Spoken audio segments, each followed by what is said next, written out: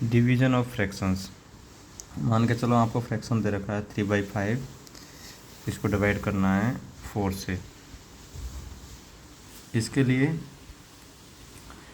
Simply हमने अभी तक सीखा है पहले कि भाई इक्विवेलेंट कैसे बनाए जाते हैं।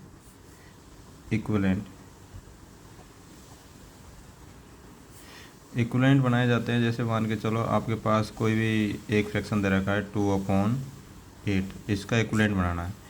इसका इक्विवेलेंट बनाने के लिए अपन क्या करते हैं, ऊपर नीचे सेम संख्या से मल्टीप्लाई करते हैं तो इसका वो इक्विवेलेंट दे देगा।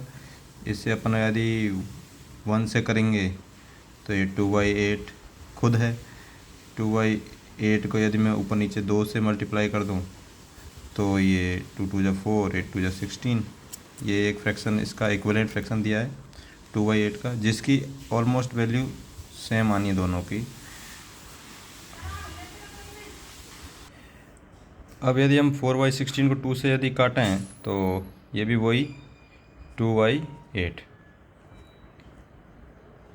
सेम है, इक्वल फ्रैक्शन है, इसलिए इसका नाम इक्विवेलेंट फ्रैक्शन है। अगला यदि अपन 2/8 को मल्टीप्लाई ऊपर यदि 3 और 3 से करें तो ये 2 3 जा 6 एंड 8 3 जा 24। अगेन इसको यदि 3 से काटें अपन तो ये 2/8, तो ये सेम। तो these are called equivalent fractions और से equivalent of the given fraction. Same concept we will use here. 3/5 divide by 4. Now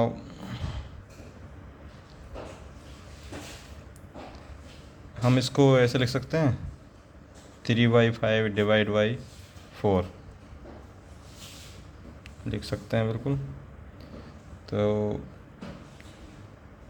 अब नीचे वाली टर्म है, अपन कहते हैं कि जैसे बाई डिफ़ॉल्ट कोई भी नंबर है इसके नीचे अपन 1 लगा सकते हैं, इससे इस नंबर की वैल्यू में कोई चेंज नहीं आएगा।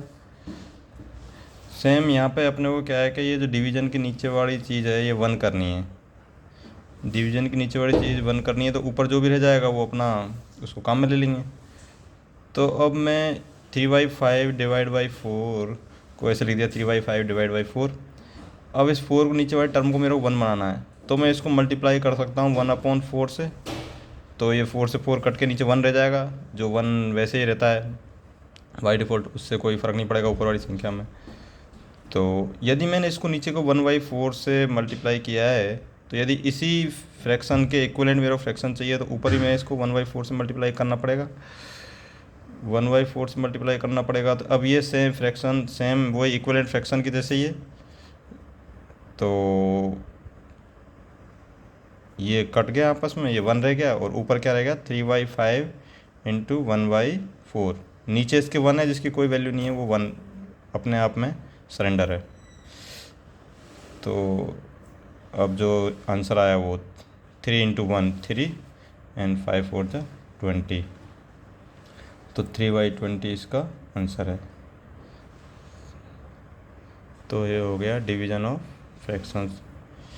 अगला क्वेश्चन ये जैसे पहला है तो अगला क्वेश्चन दूसरा ले लेते हैं। इसमें अपन करेंगे 4/3 डिवाइड बाई 6/8। अब इसको अपन करते हैं आगे। अब इसको अपन लिख सकते हैं 4/3 डिवाइड बाई 6/8। अब जो नीचे वाली टर्म है वो अपने को 1 बनानी है तो इसके लिए इसको मल्टीप्लाई करने का पड़ेगा 8/6 से। तो जब किस नीचे वाली जब डिनोमिनेटर को अपन 8/6 से मल्टीप्लाई कर रहे हैं तो न्यूमरेटर को भी 8/6 से मल्टीप्लाई करने का पड़ेगा, तभी वो इक्वल वैल्यू दे पाएगा जो भी फ्रैक्शन की वैल्यू है। तो सेम थिंग हेयर, 6 से 6 कट गया, 8 से 8 कट गया, या 1 बचा। तो ऊपर जो भी रह गया 4/3 इंटू 8/6। तो अपन इनको सिंपली ऊपर को मल्टीप्लाई कर लेते हैं, नीचे मल्टीप्लाई कर लेते हैं। यही है मल्टीप्लिकेशन में ऐसे ही होता है। तो 4 8 जा 32 और 6 3 जा 18, ये आंसर है। तो इस तरह डिवीज़न ऑफ फ्रैक्शंस कर सकते हैं, और ये कंसेप्ट है कैसे इनको सॉल्व किया जाता है। मेरे ख्याल से आपको समझ में आया होगा, नहीं समझ में आएगा तो कमेंट करें, मैं इसको और अच्छे से समझ पाऊँ। Thank you.